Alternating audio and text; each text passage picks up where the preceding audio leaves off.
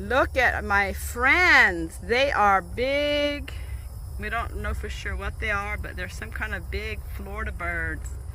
They are humongous, long legs, long necks.